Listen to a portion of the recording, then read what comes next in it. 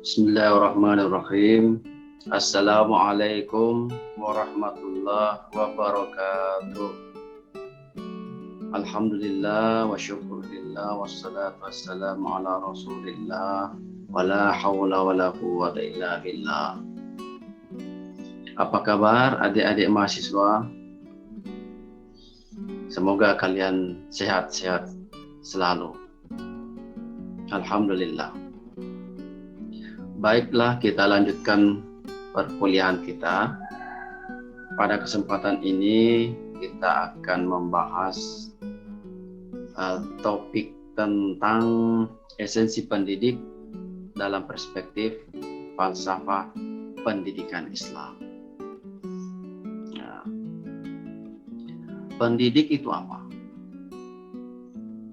Jadi dalam perspektif falsafah pendidikan Islam, pendidik itu adalah orang-orang yang bertanggung jawab terhadap perkembangan potensi peserta didik.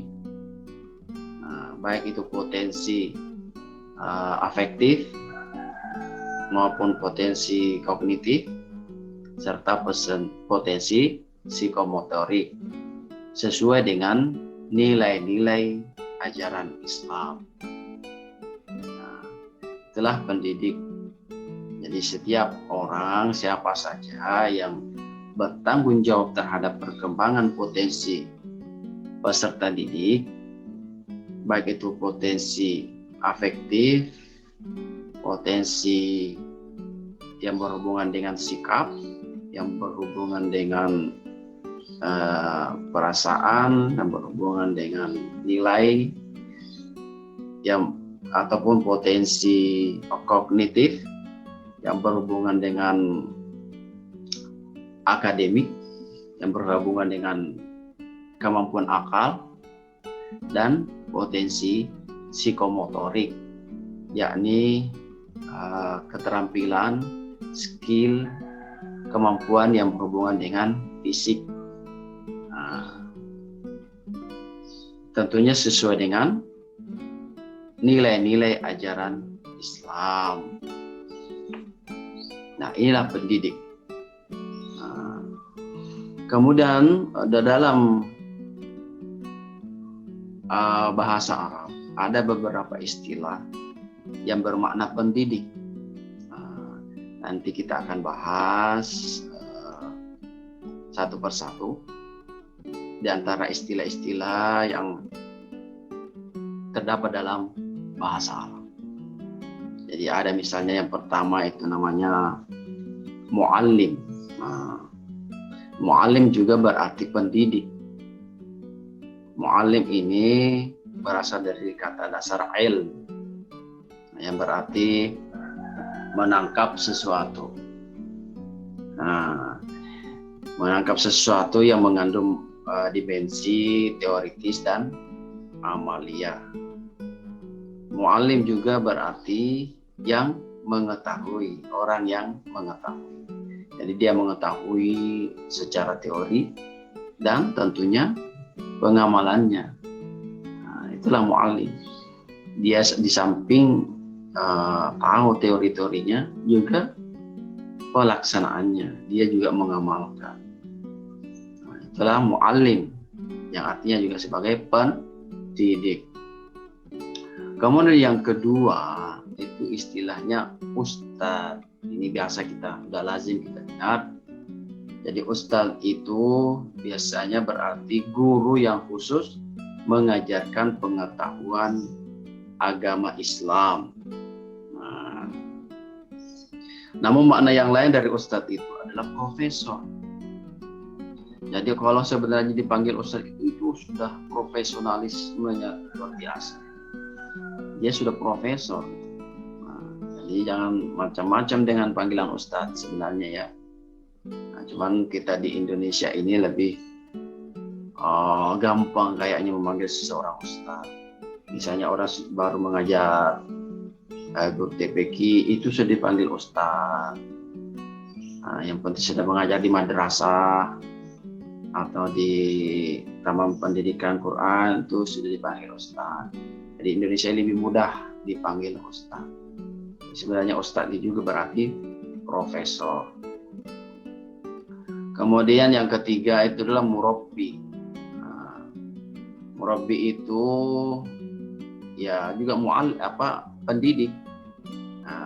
Dia sebenarnya berarti menciptakan, mengatur, memelihara sebenarnya ya. Jadi dalam konteks pendidik ya, dialah yang bagaimana membentuk potensi peserta didik, bagaimana dia menciptakan peserta didik sesuai dengan potensi yang dimiliki. Kemudian dialah yang memelihara perkembangan, pertumbuhan peserta didik. Makanya dia disebut murabbi. Dia yang mencetak, membentuk dan memelihara peserta didik. Potensi yang dimiliki oleh peserta didik.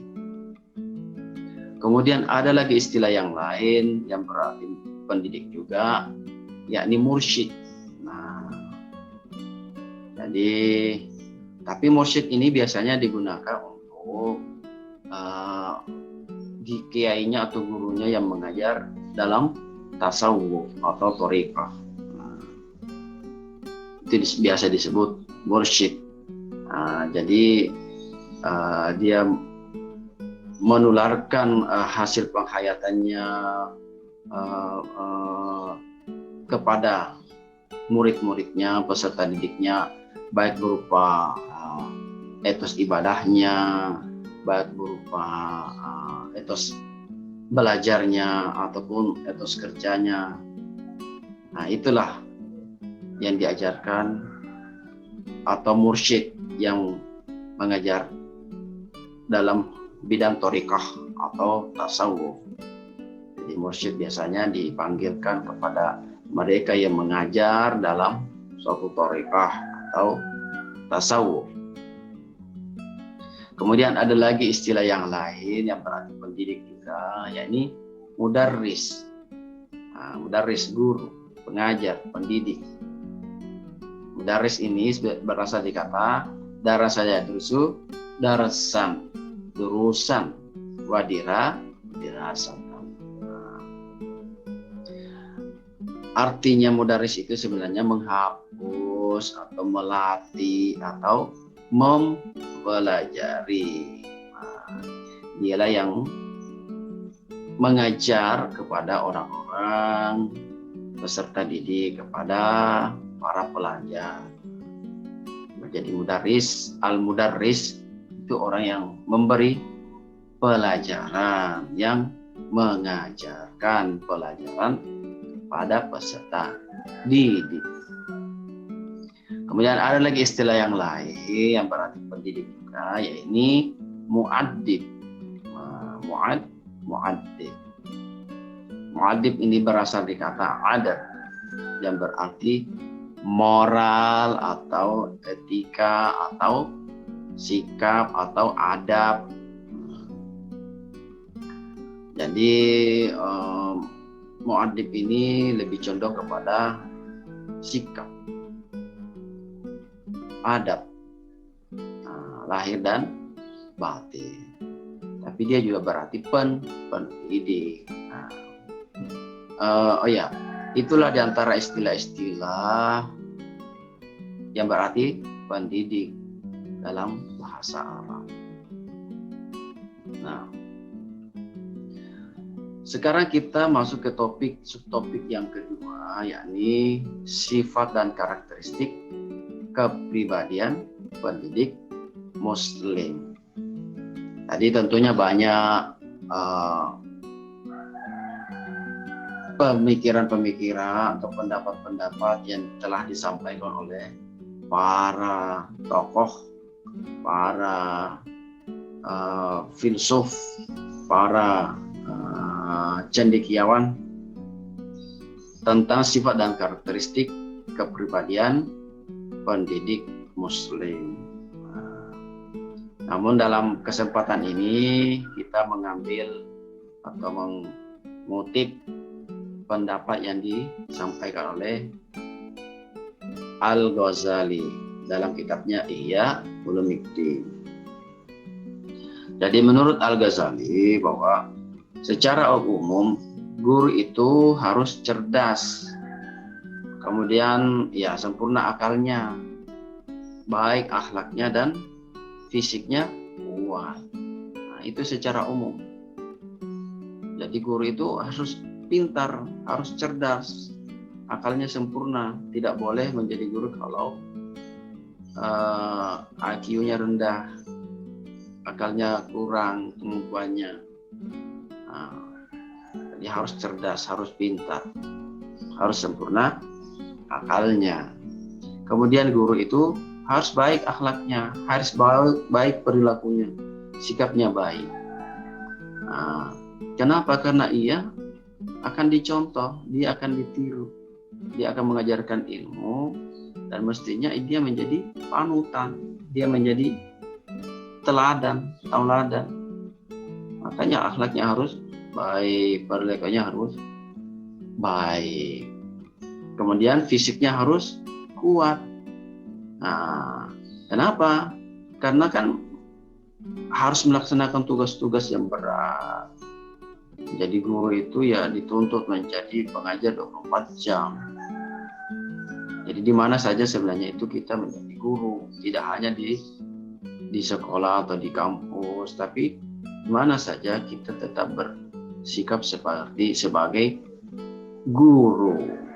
Jadi fisiknya harus kuat, melaksanakan mengajar, mendidik, dimanapun ia berada, dia tetap mengarahkan, mendidik, mengajar peserta didiknya.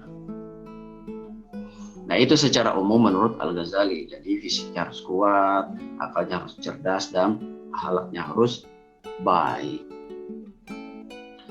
Kemudian ada lagi secara khusus, karakter khususnya pendidik muslim menurut Al-Ghazali. Yang pertama, rasa kasih sayang yang akan berujung menciptakan situasi yang kondusif. Jadi guru pendidik itu harus punya rasa kasih sayang terhadap pendidiknya. Jadi kita jangan mudah marah kepada peserta didik, jangan mudah menghukum, jangan mudah menyalahkan, jangan mudah menjustis, tapi lebih mengedepankan rasa kasih sayang. Dengan rasa kasih sayang ini itu bisa membantu guru tersebut, pendidik guru tersebut untuk menciptakan suasana yang kondusif sesuai dengan perkembangan peserta didik, setiap peserta didik. Jadi harus punya rasa kasih sayang. Kemudian karakter yang kedua, karakter yang kedua itu guru itu atau pendidik itu mengajar harus dipahami sebagai aktivitas taqarrub ilallah, mendekatkan diri kepada Allah. Jadi ketika kita melaksanakan profesi sebagai pendidik, itu harus dilandasi dengan niat sebagai taqarrub ilallah, mendekatkan diri kepada Allah. Sehingga ketika kita melaksanakan tugas tersebut itu ringan, ikhlas, enteng, mudah. Karena landasannya mendekatkan diri kepada Allah. Taqarrub ilallah, suatu aktivitas mendidik itu suatu aktivitas mendekatkan diri kepada Allah.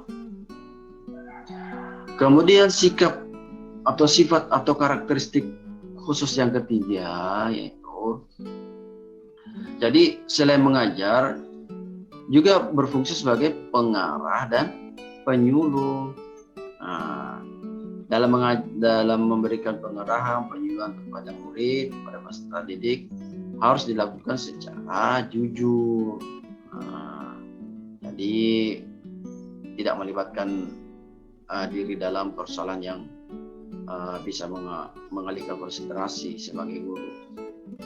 Jadi kita tidak boleh, atau sebaiknya atau idealnya guru itu, pendidik itu fokus aja kepada profesi mengajarnya. Jangan banyak aktivitas yang lain yang menghabiskan atau menguras tenaganya sehingga kurang konsentrasi dalam mempersiapkan dan melaksanakan profesinya sebagai pendidik, sebagai guru.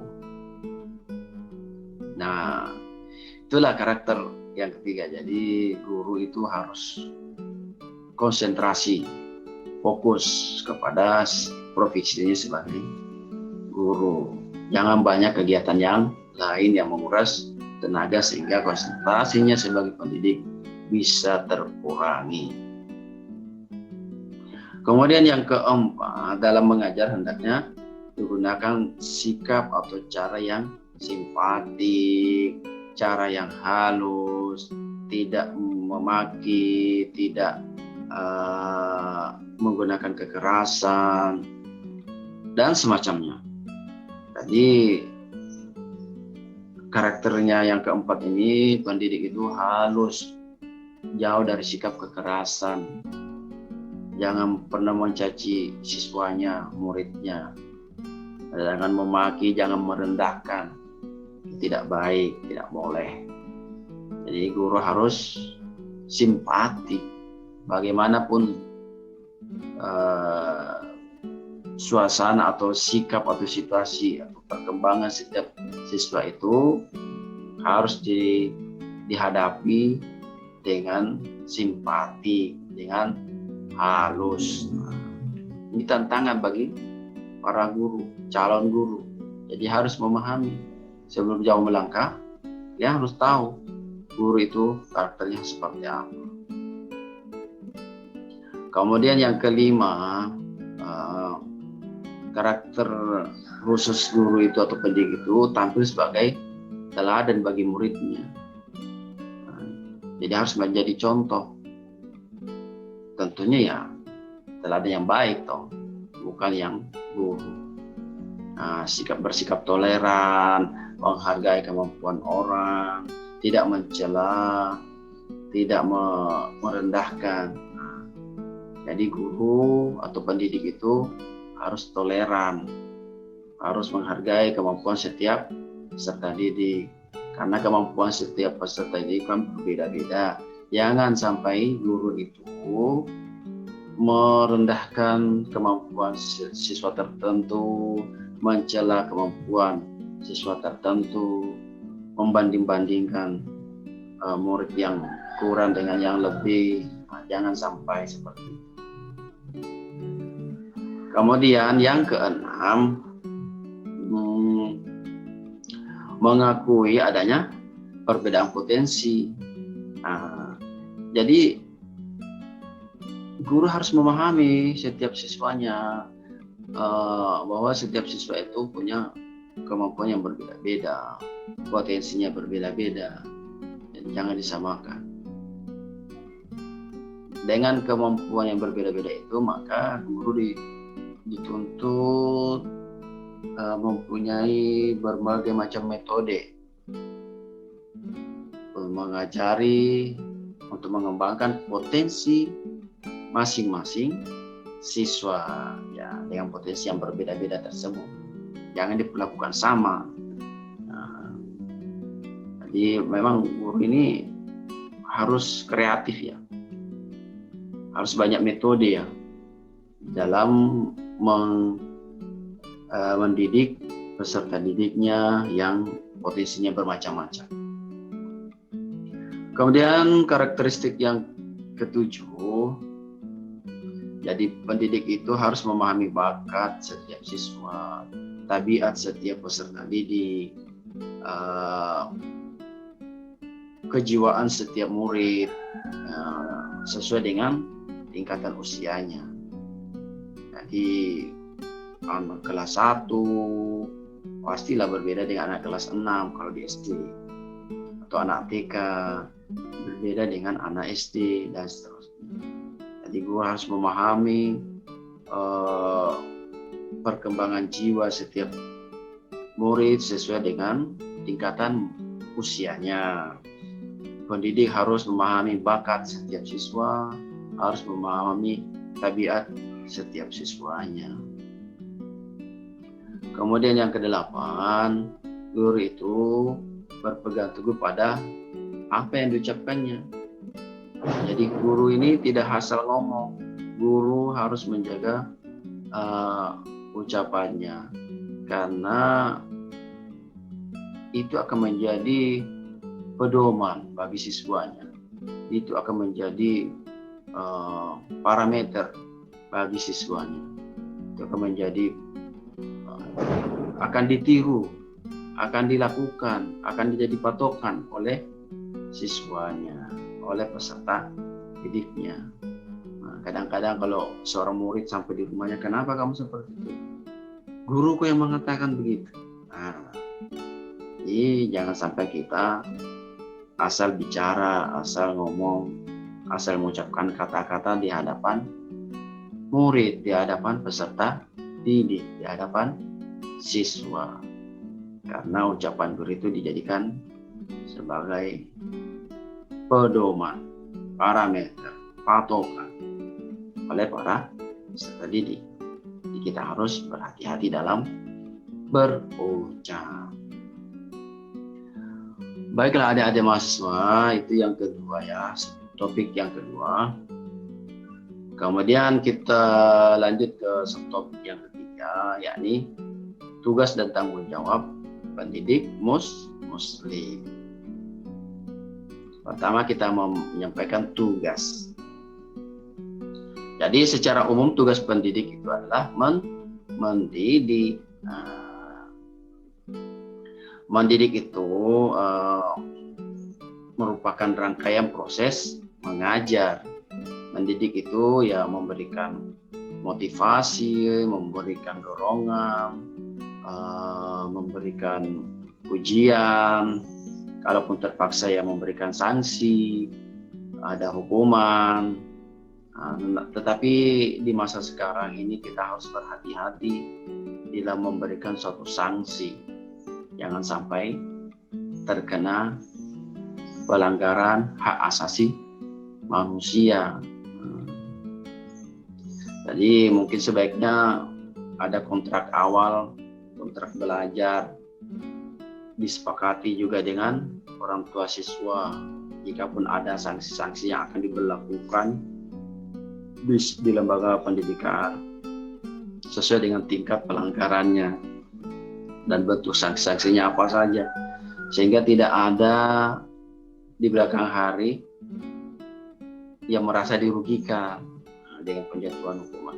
Sekarang kan ngetren murid melaporkan gurunya, akhirnya gurunya yang lagi penjara. Orang tua siswa melaporkan gurunya, akhirnya gurunya di sel. Nah, ini kan tidak elok ya. Masa gurunya dijadikan kriminal? Nah, jadi kita harus berhati-hati juga di dalam menjatuhi sanksi atau hukuman. Jadi guru juga itu harus memberikan contoh, menjadi tauladan, ada pembiasaan dan sebagainya. Jadi tugas mendidik itu ya luas ya. Dia juga menjadi motivator, memberikan motivasi untuk mengembangkan potensi peserta didik. Inilah tugasnya. Nah, itu secara umum. Sedangkan di dalam pendidikan Islam, seorang pendidik itu dituntut agar bersifat profesional. Ya tentunya di lembaga pendidikan manapun ya mestinya profesional. Tapi dalam kaitannya dengan ajaran Islam itu, dan Rasulullah pernah mengatakan atau bersabda bahwa apabila suatu pekerjaan diserahkan kepada bukan ahlinya, maka tunggulah kehancurannya. Jadi dalam pendidikan Islam itu ya guru harus profesional. Tidak hanya guru sebenarnya, segala bidang, segala pekerjaan itu mestinya harus profesional. Tapi dalam konteks pendidikan, guru itu harus profesional, harus ahli. Kalau tidak ahli, fantazimsa, maka tunggulah kehancurannya. Nah, secara khusus tugas seorang pendidik muslim itu, kita mengutip pendapatnya Ahmad Marimba.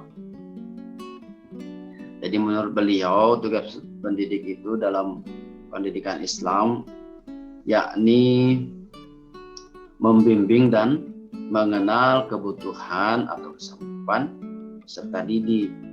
Jadi harus membimbing peserta didik, mendeteksi apa kebutuhan peserta didik, dan mendeteksi kesanggupan peserta didik itu. Kemudian menciptakan situasi kondusif. Jadi dalam melaksanakan pendidikannya itu guru harus menciptakan suasana yang mendukung, suasana yang kondusif, sehingga dalam proses belajar mengajar itu berjalan baik, tidak ada gangguan. Jadi peserta pendidik harus menciptakan suasana yang kondusif. Terus tugasnya lagi itu menambah terus pengetahuan peserta didik, mengembangkan pengetahuan peserta didik. Di samping itu, pendidik itu harus juga terus mengembangkan kemampuannya, mengembangkan pengetahuannya, terus belajar sehingga ilmunya juga berkembang. Kemudian ilmu tersebut ditransfer ke peserta didiknya. Itulah tugas peserta didik secara umum.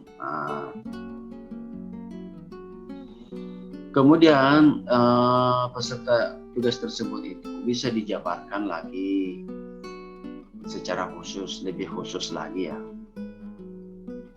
Yang pertama itu sebagai pengajar atau instruksional, itu bertugas merencanakan program pengajaran.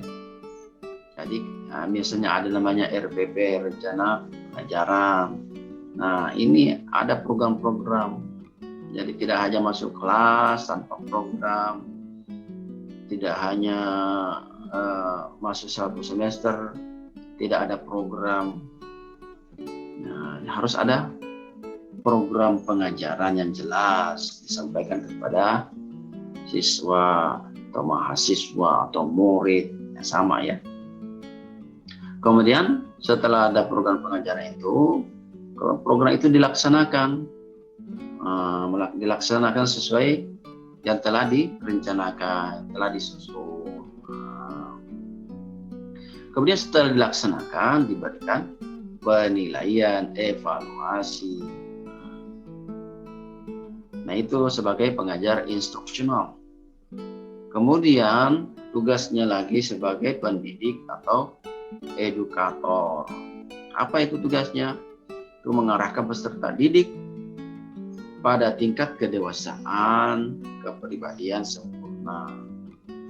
Jadi pendidik ini mengarahkan peserta didiknya hingga dia menjadi semakin dewasa sampai kepribadiannya itu semakin sempurna. Jadi pendidik semakin menyempurnakan, semakin meningkatkan kedewasaan kepribadian peserta didiknya. Kemudian yang ketiga, sebagai pendidik itu sebagai pemimpin atau manajerial. Dia yang memimpin, dia yang mengatur, dia yang mengendalikan diri. Jadi mengendalikan diri ini baik diri sendiri, maksudnya dirinya guru itu tersebut, dia mengendalikan dirinya, terus mengendalikan peserta didik, dan di masyarakat pun dia pun mengendalikan masyarakat, mengendalikan dirinya sendiri. Nah, inilah peserta tugas pendidik sebagai pemimpin atau manajerial. Baiklah, nah itu tadi tugas ya adik-adik ya. Sekarang kita melangkah ke tanggung jawab. Jadi tanggung jawab pendidik dalam falsafah pendidikan Islam itu, yang pertama, pendidik itu wajib menemukan pembawaan yang ada pada peserta didik. Jadi pendidik wajib mengetahui karakteristik setiap peserta didiknya, menemukan pembawaan setiap muridnya. Itu wajib ya, itu tanggung jawab pendidik, mengenal pembawaan setiap siswanya. Kemudian yang kedua, pendidik itu wajib menolong anak didik dalam perkembangannya. Kenapa? Agar pembawaan atau sikap-sikap yang buruk itu tidak berkembang, tetapi yang dikembangkan adalah perilaku yang baik, sikap-sikap yang baik, pembawaan yang baik. Jadi sikap potensi-potensi yang buruk itu ditekan sehingga tidak berkembang. Sebaliknya potensi yang baik itu ditumbuh kembangkan sehingga dia subur, baik, semakin berkembang. Kemudian yang ketiga, tanggung jawab pendidik itu, bila anak didik sebagai manusia berpengalaman, pendidik wajib memberikan jalan yang terbaik. Jadi pendidik itu harus menyajikan cara-cara yang terbaik, harus menyampaikan jalan yang terbaik. Untuk apa? Untuk mengarahkan perkembangan siswa yang tepat. Jadi peserta didik harus menggunakan cara-cara yang baik, harus menyajikan jalan-jalan yang terbaik, harus menyampaikan metode-metode yang baik supaya peserta didiknya ini terarah kepada perkembangan yang tepat, yang benar, tidak melenceng, tidak keliru, tidak salah. Kemudian yang keempat, pendidik wajib memperlihatkan kepada anak didik tugas orang dewasa berkarya dalam segala cabang pekerjaan. Kemudian yang kelima, pendidik itu wajib tiap waktu mengevaluasi. Untuk apa? Supaya mengetahui apakah perkembangan anak didiknya itu ada kemajuan sesuai dengan rencana, sesuai dengan program, berkembang sesuai dengan tujuan, berkembang sesuai dengan target atau belum. Jadi harus ada evaluasi. Kemudian yang keenam, pendidik itu wajib membimbing dan memberikan penyuluhan kepada peserta didiknya ketika anak itu mengalami kesulitan. Jadi ketika anak murid atau peserta itu ada kesulitan, pendidik itu wajib memberikan bimbingan, wajib memberikan penyuluhan, wajib memberikan arahan-arahan. Tentunya dengan cara yang sesuai dengan kemampuan peserta didik masing-masing. Untuk apa? Supaya tujuannya tercapai. Itulah diantara lain tugas atau tanggung jawab tanggung jawab pendidik. Jadi yang terakhir itu adalah relasi pendidik peserta didik dalam pendidikan Islam. Jadi relasi hubungan antara pendidik dan peserta didik itu harus ada rasa cinta di dalam melaksanakan proses belajar mengajar itu didasari dengan cinta. Guru harus dimuliakan karena ia sebagai orang tua.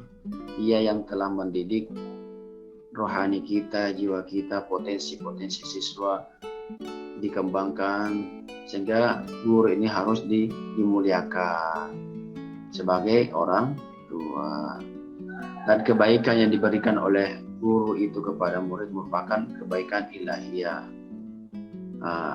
Kenapa? Karena guru menyampaikannya itu secara arif, secara bijaksana, secara penuh kasih sayang, sehingga membawa kepada keberkahan.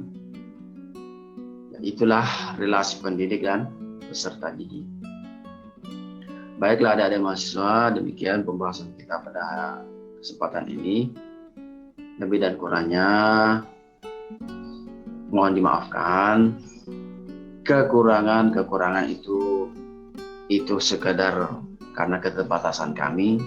Kebenaran itu datangnya dari Allah semata. Demikian, terima kasih. Assalamualaikum warahmatullahi wabarakatuh. Dadah.